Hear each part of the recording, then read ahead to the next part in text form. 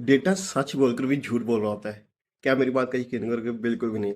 अगर तुम्हें मैं ये डेटा सेट दिखाऊं और तुमसे पूछूं कि किस हॉस्पिटल में जाना ज़्यादा बेहतर रहेगा, तो तुम बोलोगे सिंपली हॉस्पिटल है, बिना कोई देरी किए, क्योंकि उसका रिकवरी रेट 70% तक ज़्यादा है। तो अगर मैं बोलूँ कि ये बिल्कुल गलत है, तो क्या तुम मेरी बात का यकीन करोगे? बिल्कुल भी नहीं। तो चलिए आज की वीडियो में डिस्कस करते हैं।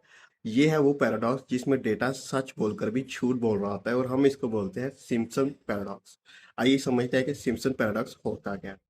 बेसिकली जब भी हम डेटा को एग्रीगेट करते हैं या डेटा को कंबाइन, उसका पैटर्न देख रहे होते हैं, तो उसमें डेटा का पैटर्न का नॉलेज बिल्कुल चेंज हो जाता है।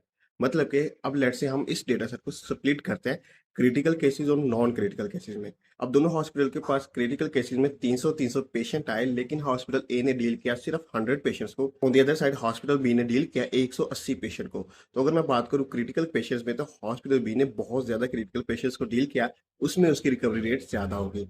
और अगर आप मैं बात करूं नॉन क्रिटिकल केसेस की, तो वहां पे हॉस्पिटल ए के पास आए 700 पेशेंट, यहाँ पे उन्होंने डील किया 600 पेशेंट्स के साथ।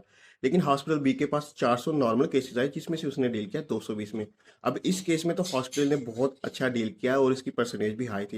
लेकिन अगर मैं ओवरऑल डेटा का ट्रेंड देखूं, तो नॉन क्रिटिकल केसेस में हॉस्पिटल ए ने अच्छा परफॉर्म किया। लेकिन क्या ये बात सही है? क्योंकि अगर मैं नॉन क्रिटिकल केसेस की बात करूं, तो ये वो केसेस होते हैं जहाँ पे इंसान के नेचुरली ठीक होने के चांसेस भी बहुत हद तक बढ़ जाते हैं। ये नॉर्मल केसेस होते हैं, जैसे कि फ्लू हो गया, कफ हो गया।